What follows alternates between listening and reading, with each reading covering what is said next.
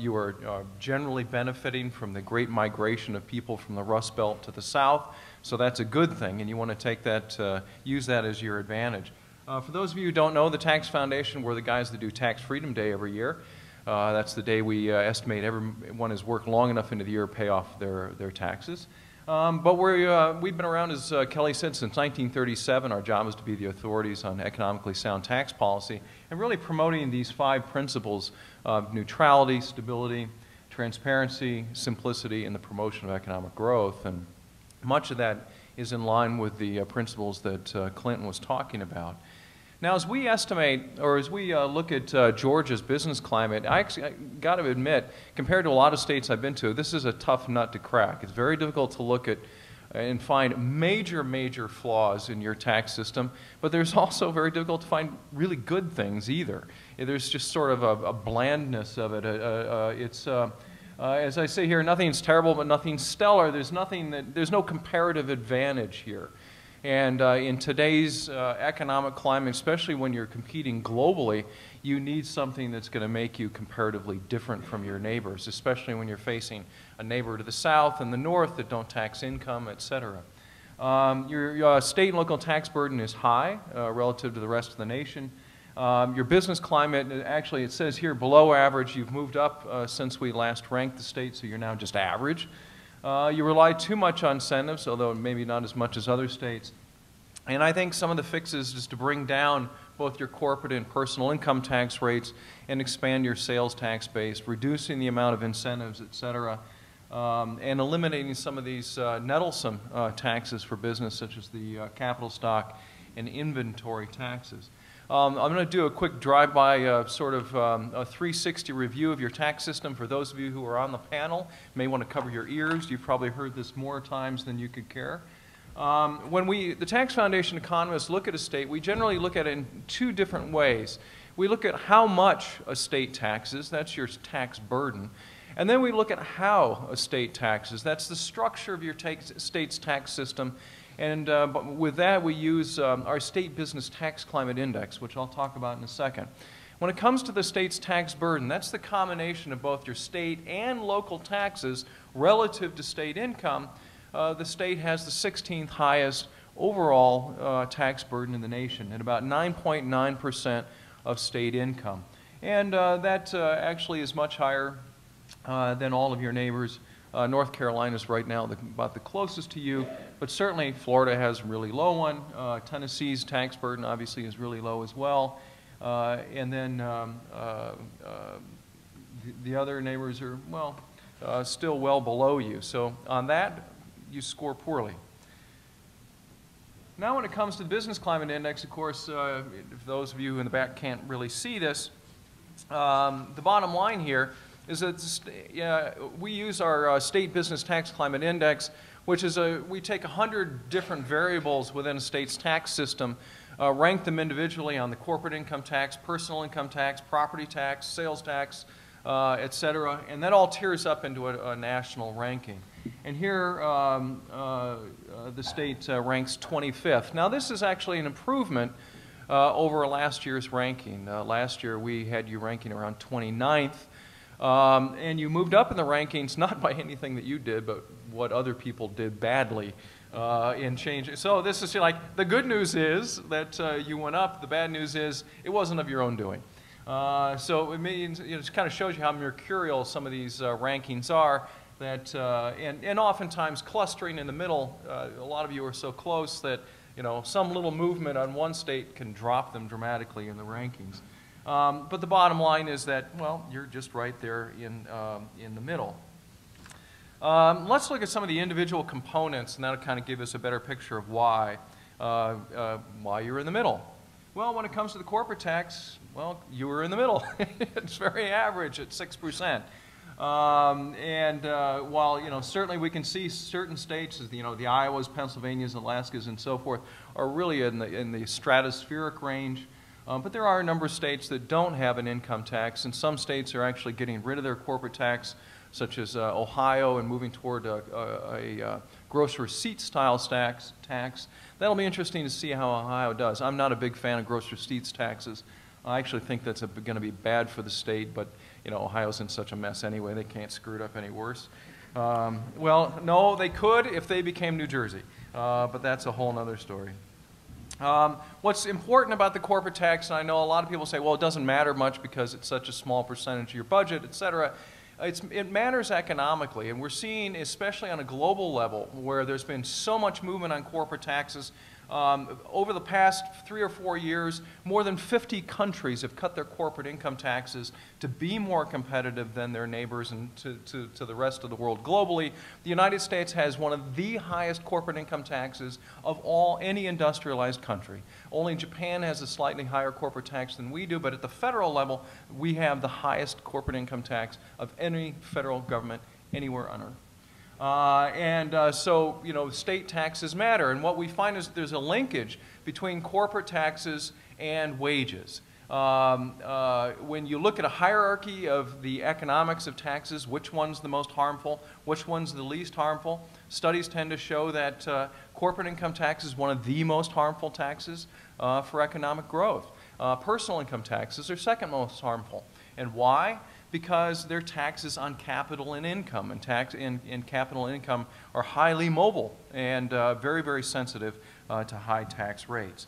And we did a study last year looking at the 30-year relationship between taxes and wages, corporate taxes and wages, and found that for every dollar that states increased their corporate taxes, wages fell by $2.50 over the next 5 years, and then the reverse is true. When states cut their corporate taxes, wages rose.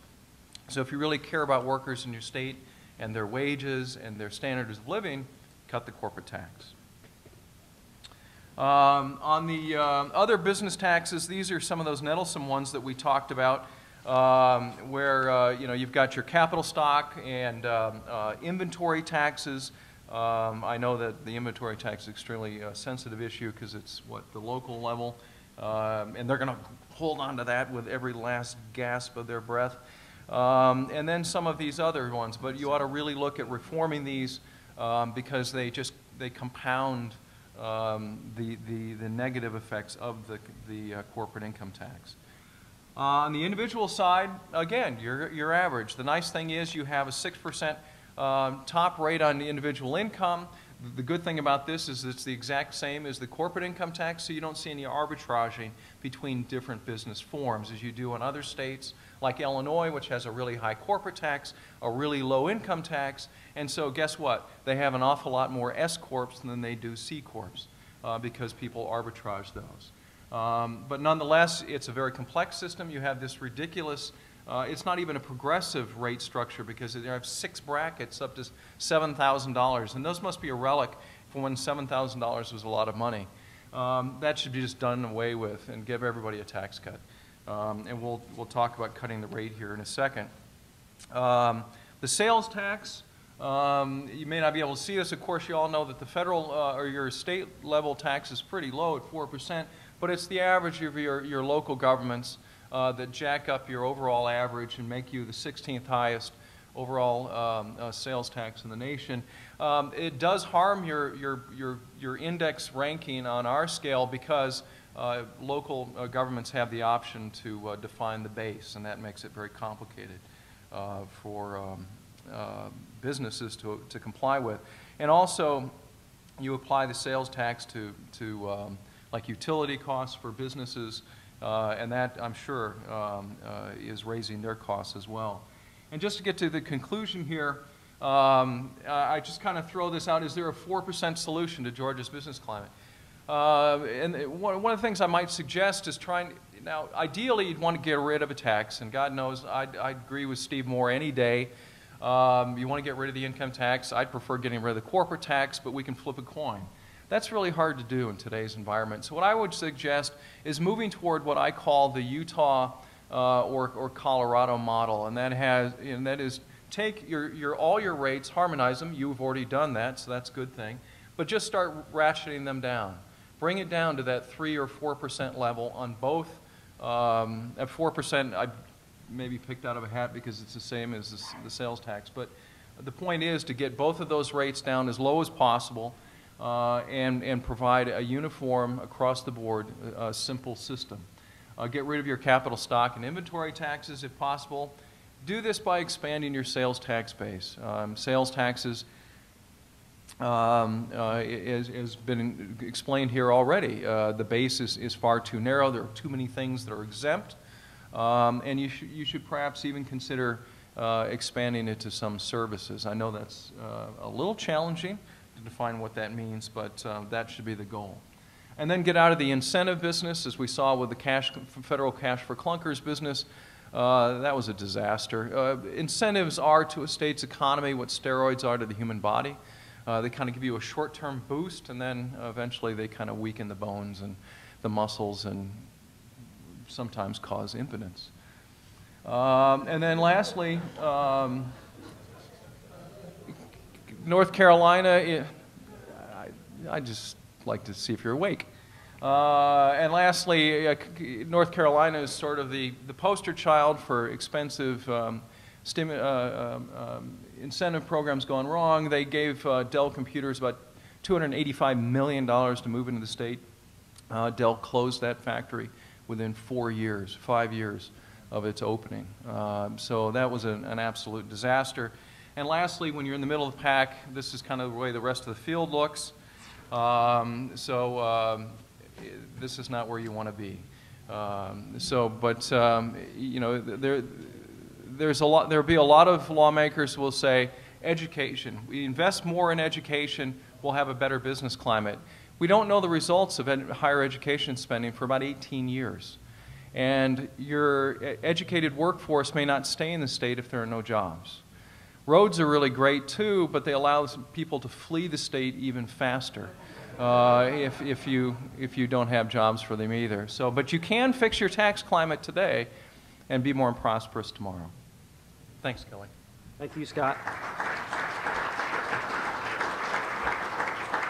I know everybody's got a lot of questions. I've got 2 or 3 I'm going to pose to the audience first, panel first. I want to clarify something. What we're talking about today, and I think what the Tax Council is looking at, is tax structure. What you tax and how you tax it, not tax burden, which is the level of taxes. You in the legislature have to take our existing tax structure, and if you don't have enough money, you can do one of 2 things: raise the rate or broaden the base. So we're talking about structure. And so let me ask you this, Scott. Give me the policy answer, not the political answer. There's the sales tax. Everybody's talking about broadening the sales tax. What is the appropriate, the broadest it could possibly be of the sales tax? How would you define a sales tax base that is the ideal base? All end goods or services, and exempt all business-to-business transactions. So therefore, you would not sell, or you would not tax a ream of paper that a business bought from Staples, but you would tax me on that. You would tax me on the electricity that I buy, but you wouldn't tax the business on the electricity that it uses. Or services would be the same thing. You know, tax me on a haircut the same way that you would tax me on the shampoo that I bought from the stylist. That's the ideal. It's very difficult in practice, especially to tax services. There are all kinds of challenges with that, because the plumber will have a cash price and then a sales tax price. This is going to happen no matter what, but that's the ideal.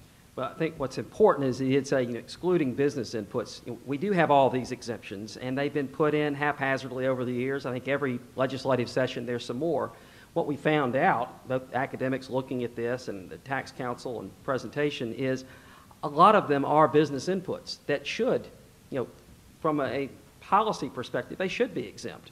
We still have sales tax and energy. We have telecommunications inputs that we are taxing incorrectly. We might be able to fix, but I think it's important to keep that in mind. That's why gross receipts tax is so bad, because it taxes everything, and it taxes it multiple times. So a lot of reasons why that's a bad idea.